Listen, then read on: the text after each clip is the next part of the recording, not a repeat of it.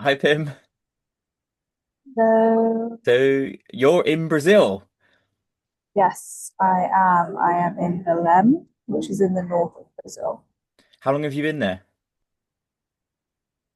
Now, probably uh, at least a week. I think about 13 days. 13 days. That's a long time because it's Yeah. quite, I mean, we'll get onto it, but I can imagine it's quite an intense place to be. Yes, yeah, on all sides. And just before we go any deeper as well, who are you there kind of representing? Because I guess there's a variety of organizations that you're, but I guess, there's one that you're there with anyway as well. Yeah. Yeah, so I think I'm here representing a couple different things. There's a lot of different themes that come together in one place in the world, bringing essentially many people in the climate space.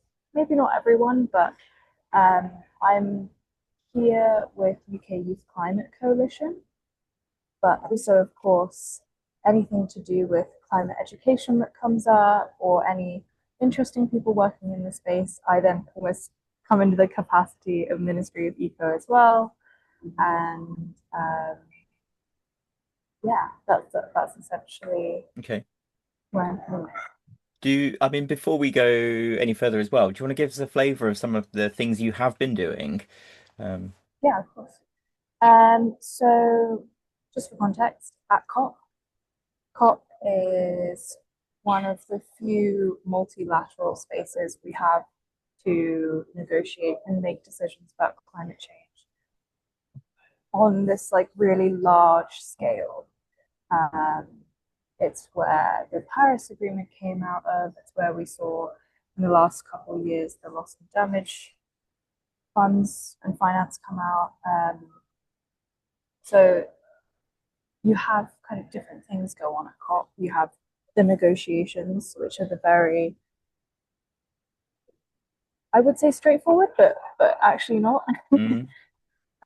Which are a little bit more behind closed doors to a degree. Uh, Alongside that, you have things like side events that go on, which are, yeah, panels that happen on the side for people to learn more about maybe what's going on in negotiations or what actually is missing from negotiations.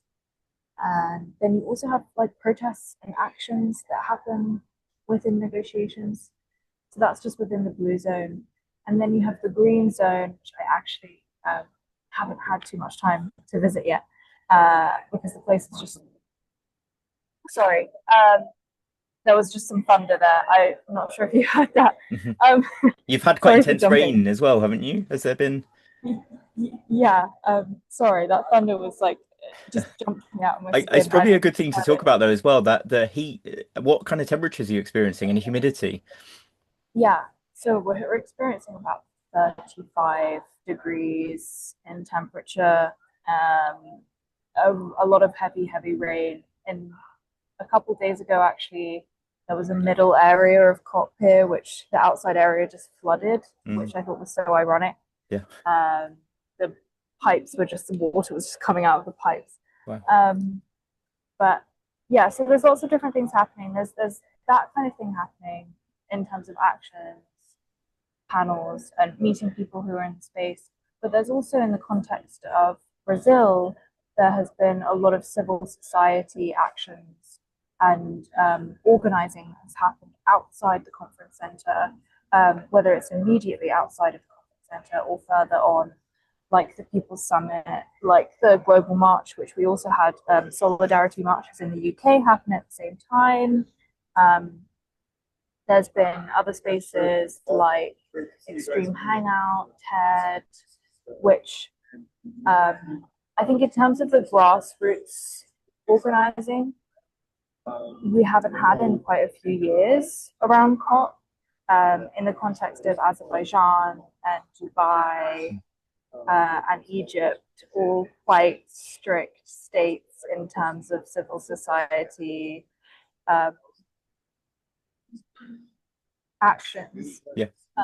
So that's been a different kind of energy Yeah. as well coming into the space. we've seen lots of images of people dressed in very traditional sort of indigenous outfits and clothing, and it has a high Yeah. impact as well. And I guess that mixed with the music and the noise, it feels like there's a lot of energy at these.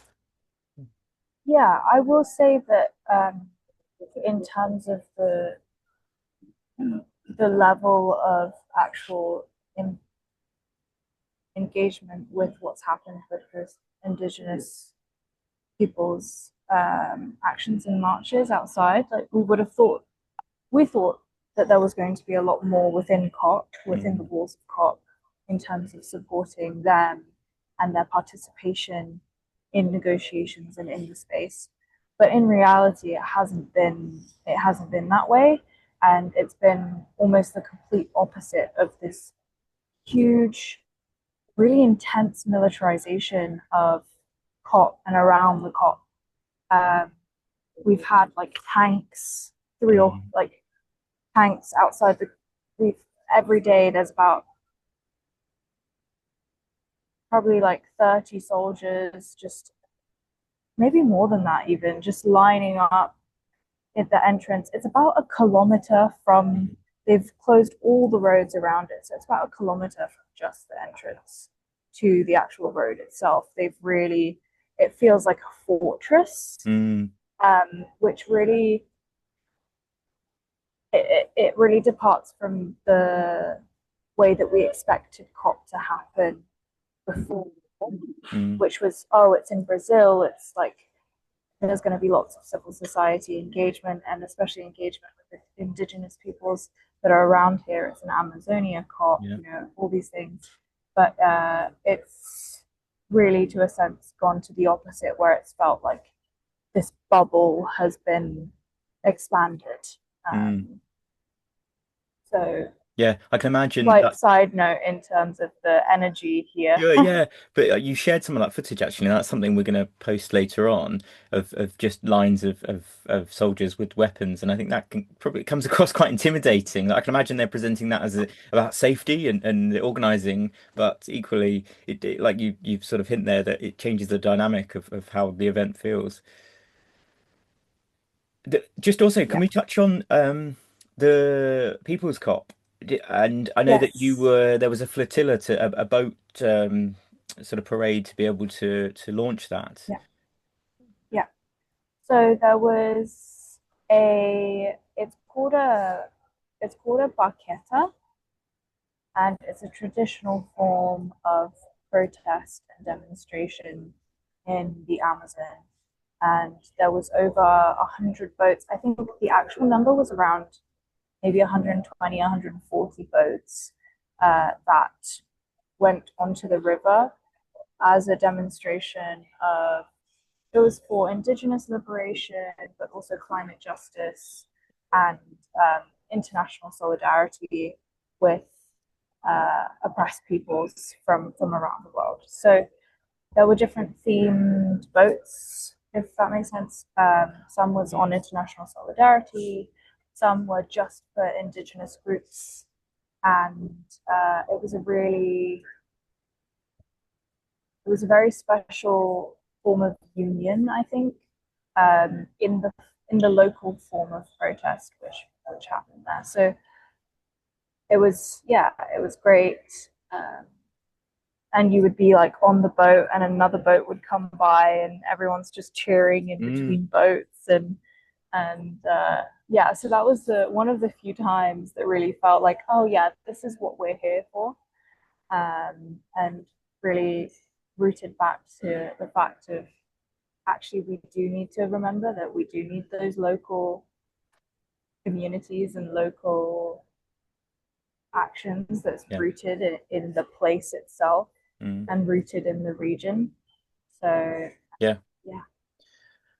What about so a lot of what we're hearing about in the UK at the moment is this Belém action mechanism, and Mhm. there's a petition going around at the moment trying to lobby Ed Miliband to Yeah. help unblock the negotiations at the moment. I don't know, can you kind of give a bit more of what that's all about?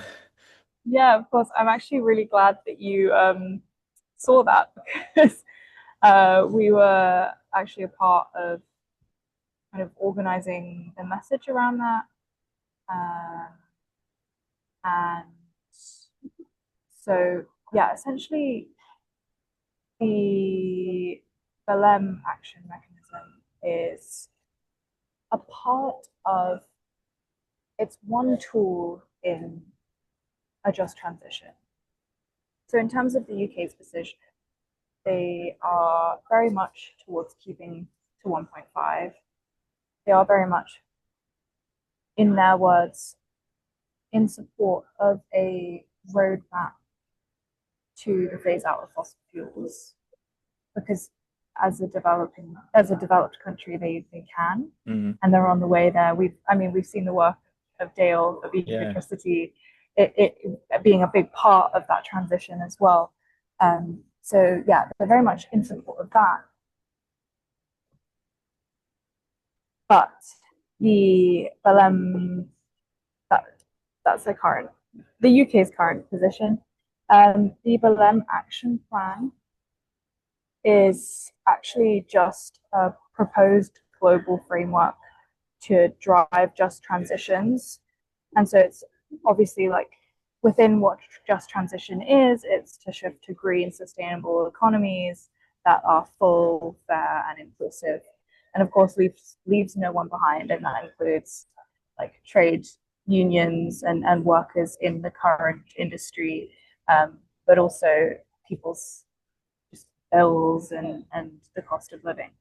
So BAM, a lot of people are calling it BAM. So if it's Hmm. BAM, it's BAM, BAM, BAM. um, but it's basically designed to move a just transition theory into practice and into implementation.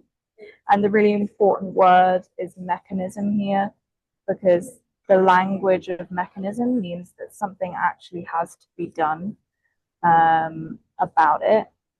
And it's kind of in text that Hmm. there has to be things implemented.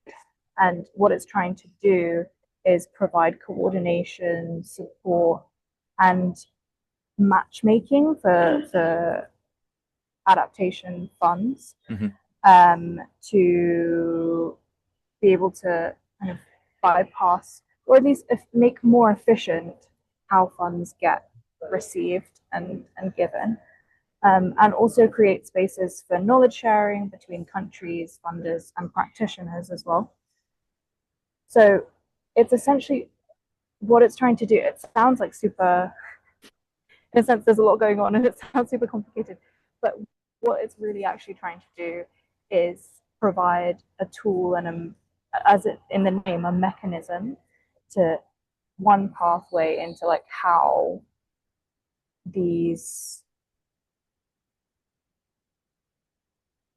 into how adaptation can happen, Mm. that actually works better for frontline communities on the ground. Um, a lot of what we've been hearing from other a lot of other groups in the global south is, there's issues with receiving funds through the World Bank or Yeah. IMF, and it Mm. creates this, again, like it goes into all this other discourse about like grants, not loans, and things, but Yeah. it just means that it connects people better to actually be able to adapt, and it simplifies not simplifies, but it creates this one pathway that is a lot clearer for implementation. Hmm. And a lot of people are saying, oh, this is the implementation COP, that's buzzing around a lot. Yeah. So actually the Belém action mechanism um, is in a way like one of those routes that we can actually make this COP an implementation COP. Does this also then link to the sort of loss and damage fund? That was sort of language in previous COPs that was really Mm, sort of hyped up. And I don't know, is that yeah.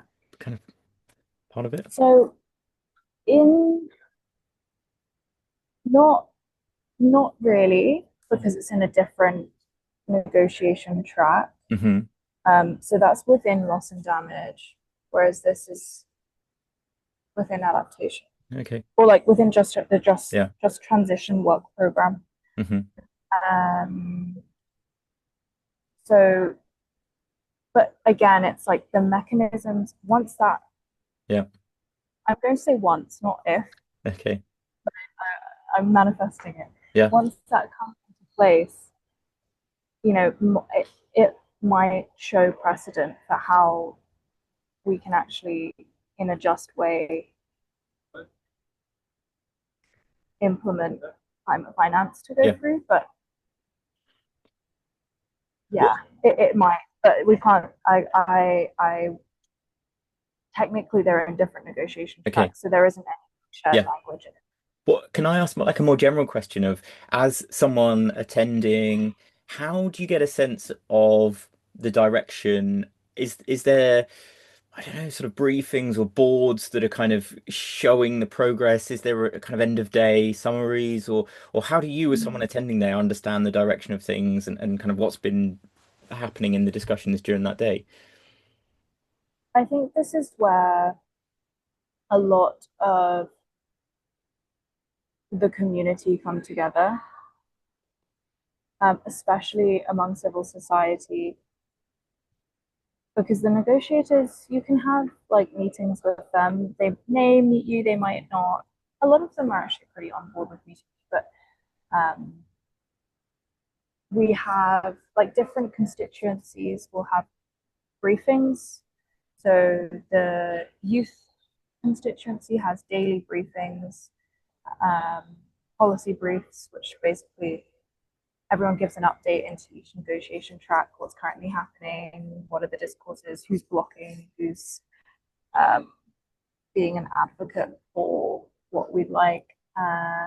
Other ways we do it morning and evening, actually, we have. So like 9 a.m. and Mhm. 6:30 p.m. just because things change so quickly. Um, that's mostly how we stay updated. In other ways, it's um, also just with who you're who you're working with in Yeah. terms of each. Not everyone knows about every single track Hmm. because that's actually like impossible. Yeah.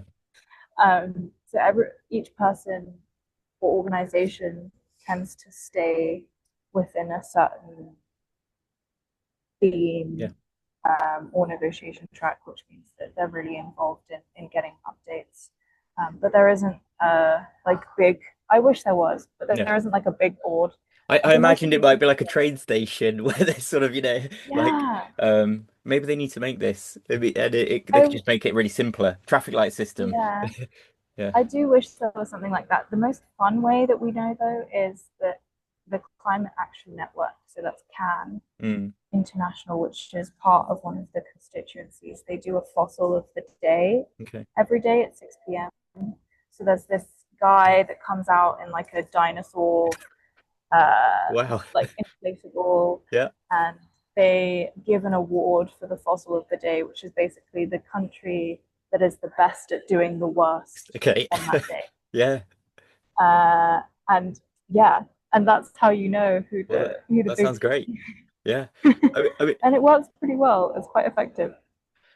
one of the other things I was going to ask is like, so there's no formal representation from the US. Is that there are maybe a few people from the US, but there's no like, Trump has not kind of sent Yeah. anyone.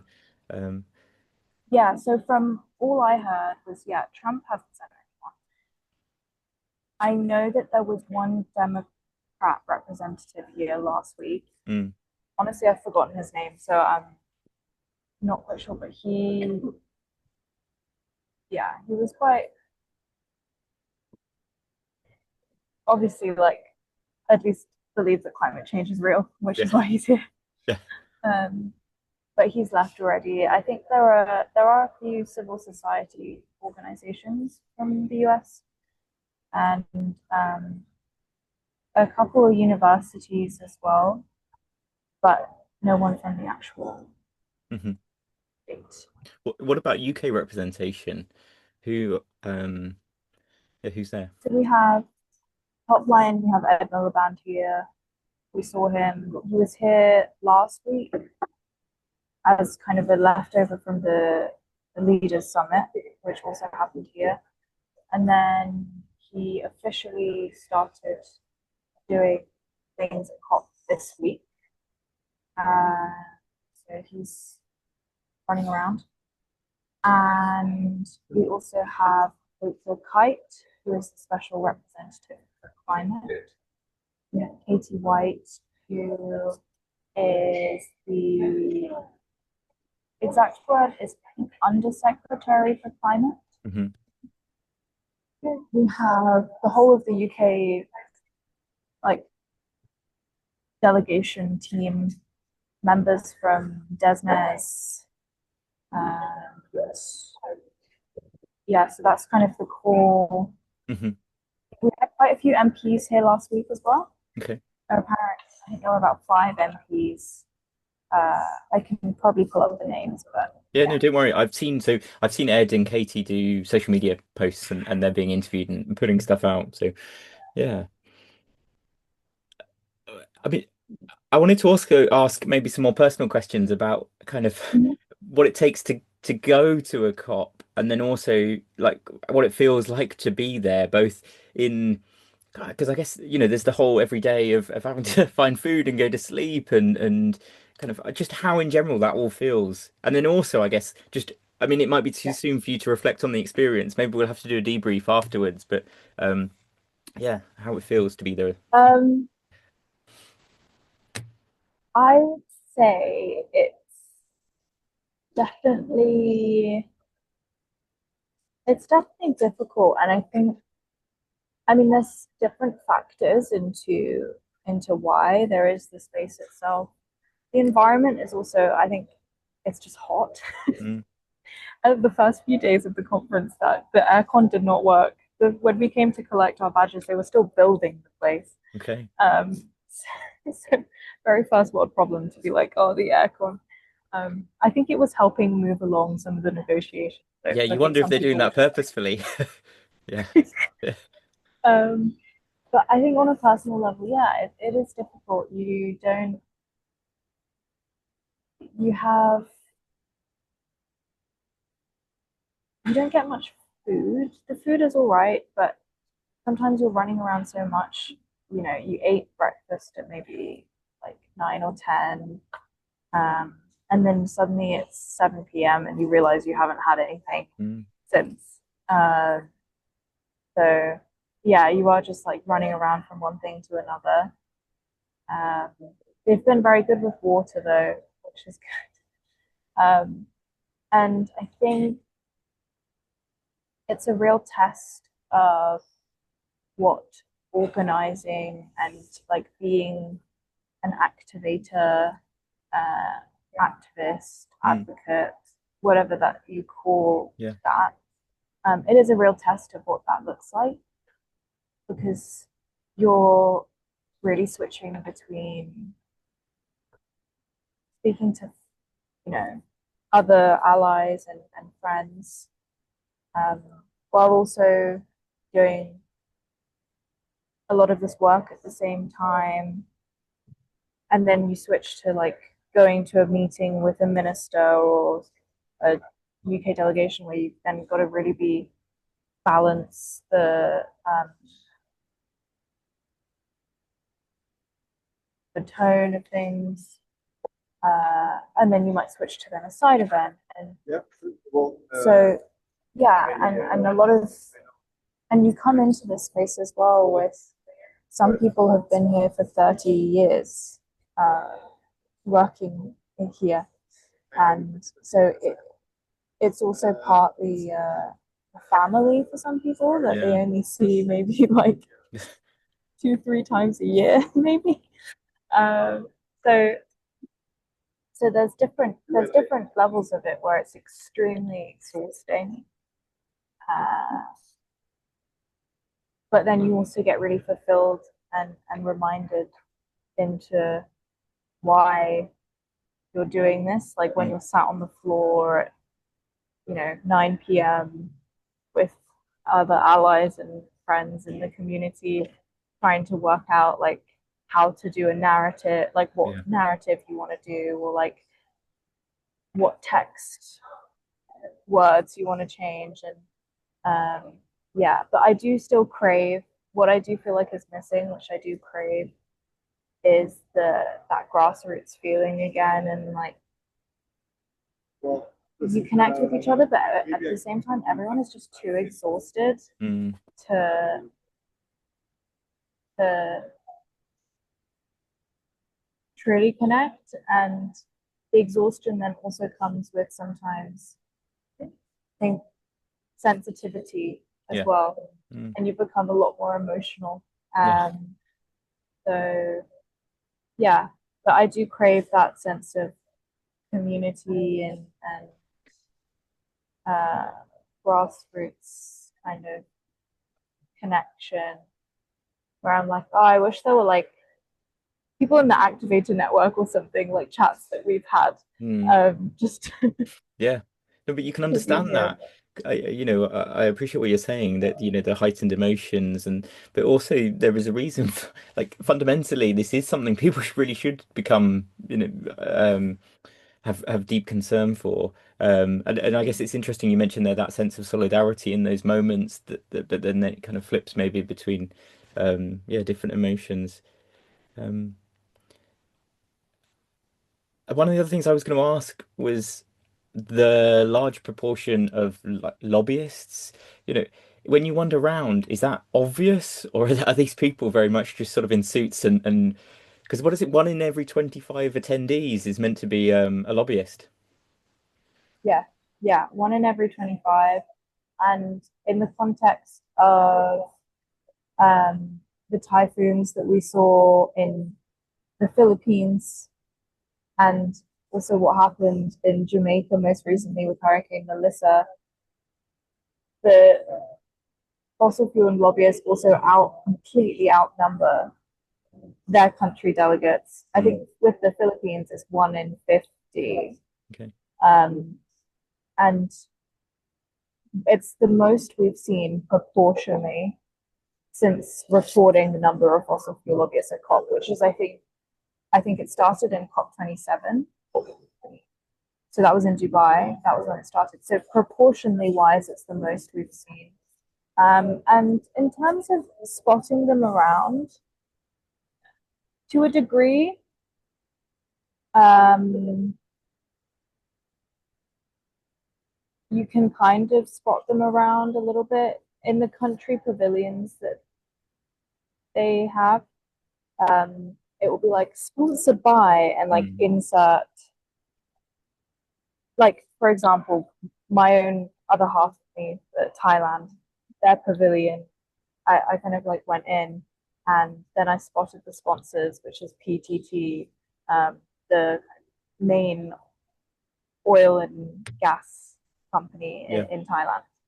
So they're sponsoring the pavilion to Mm, talk about climate action. And then there's other ways, like you've got the International Chamber of Commerce. They have their own pavilion, and they've got like 3 side meeting rooms. I mean, it's quite a big pavilion, and to have 3 side meeting rooms, a little bit suspicious to me. yeah. Like, what? Why do you have to have that many?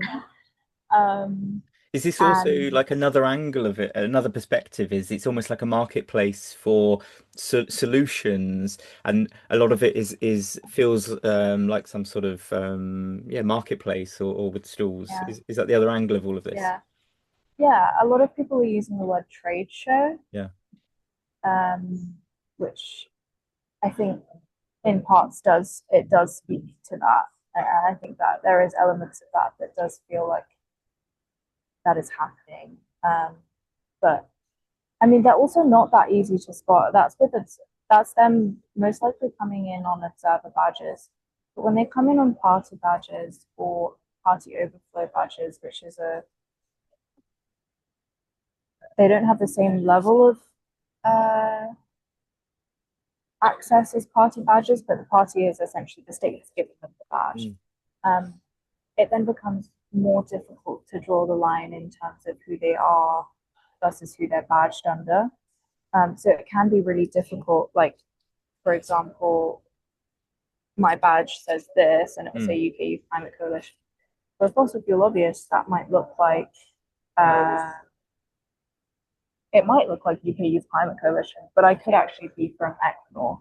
Okay. Um, or for like Norway's case, which we know that happened this year, Norway gave out state badges, which this would say party, um, and it would say Norway, but they would actually be from Equinor. Mm, So uh, on the badge, it doesn't say it doesn't say that. In terms of looking at the data, we can find that. okay. But that's how it typically looks. They're not so, Yeah. but they are typically in nice suits. Okay. Yeah. Um, so just in terms of, yeah, I guess people look at these and don't really want to pick out the nuances. They want to know, has it been a success or not? And I think, is there a point where we're going to know that? I know in previous years things have gone to the wire and even overrun. Is like, or is all of that just a sort of distraction? It's not really about working out whether it's been a kind of overall success or not. It's more about the nuances of these individual kind of strands and themes that you're talking about. Well, I think politically they want it to be a success. In terms of the presidency, of course, they want this big COP that they've hosted that people have been planning for years. I mean, people at COP29, people were already talking about COP30, and Mm, I mean, even at COP28, people were really eyeing their hopes on this COP. So I think in terms of the presidency, they do want a win, whether that's in the Belém action mechanism. We don't currently know. It could be in other things, and in other themes as well. I think there's something about like technologies and some other things going on. Um, so I don't currently know, hmm but I think they do. They're really trying to make it that way. And from how they've been planning it, there's been a lot more closed door meetings and a lot more informal consultations between countries and really trying to understand what they can and can't agree on, which although I wasn't like at the Paris Agreement, or this is technically my first COP, Yeah. but from reading how they actually got that through, part of it was that there were a lot of closed door meetings between countries to try and work out like we agree on this, we don't agree on this, and the presidency actually being in that facilitation role behind the scenes Yeah. more and really like pulling those things together. Um, so from what I've read, it Yeah. seems like they're going down that very similar route of having those closed door meetings.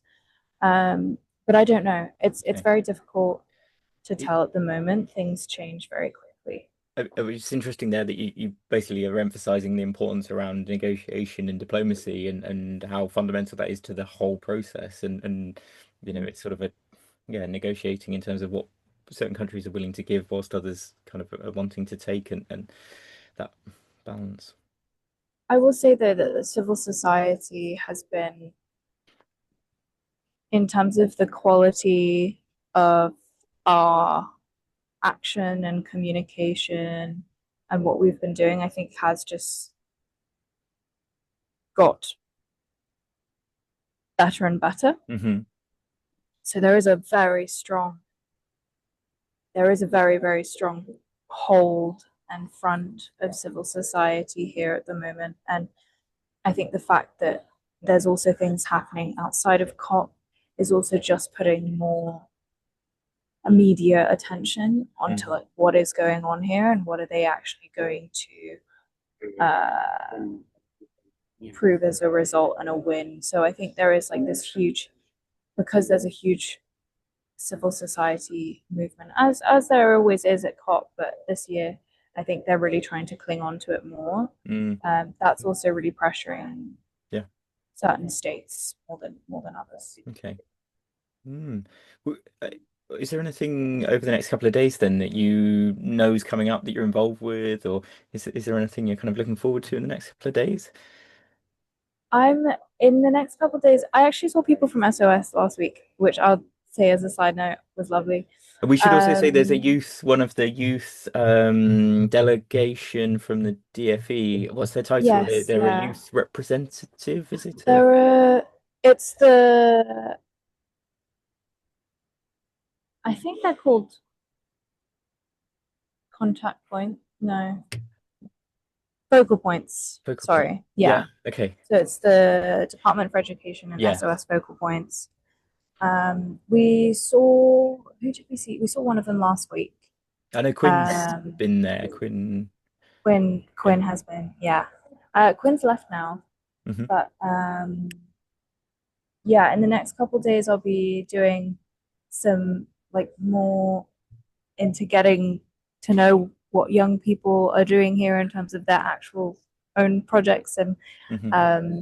doing some interviews as well, which I think will be nice to do with like what their thoughts are on climate education and what is it like in their country, but what do they feel like is missing and what do they need, and yeah, getting some information from them on that side.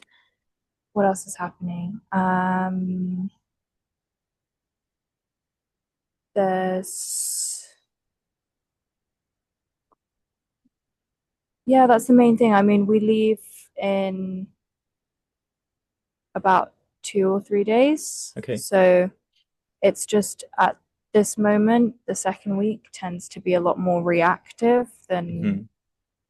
than anything. So we'll see how it goes. Yeah. Well, thank you so much for sharing your thoughts and kind of insight into all of this. Yeah, and we're looking forward to seeing kind of the what else comes out, but also then all the sort of interviews and the people that you end up speaking to. Yeah, kind of we'll keeping our eyes out for what might come out of this as well. Yeah, I also can't wait to go back and have food uh yeah, again that's not as much as I Brazilian food is really nice. But having it every day has, yeah. yeah, it there's some very interesting. I've learned a lot about different like new fruits and veggies and things, Okay. which are all very fun. Yeah, because I guess So culturally, Brazil is a really like iconic place, and particularly where it is. I guess, that's another aspect to all of this that maybe with other COPs that are, I guess all of them they sort of bring this cultural element, but maybe this Brazil is front and center a bit more. very hard to be vegan or vegetarian. Okay. Um, Mm. yeah, here a lot of people have struggled and had to uh, break that a little bit, but I've appreciated some of the like memes that have come out around, it's like at a like anti-smoking conference, feeding a bird cigarettes, it's the kind of the idea that meat's served at these sorts of events seems slightly out of touch, yeah, but uh, yeah. I mean, it's the capacity of the event, what they can do, right? But mm, yeah, I actually haven't seen anything on social media, or I haven't been on social media. So if there's any, I'm like quite interested in like what is happening in terms of what is going back to the UK mm. and what people are hearing about the space. So I don't know if this is like an extension beyond the time you have, but I'm just quite interested in that.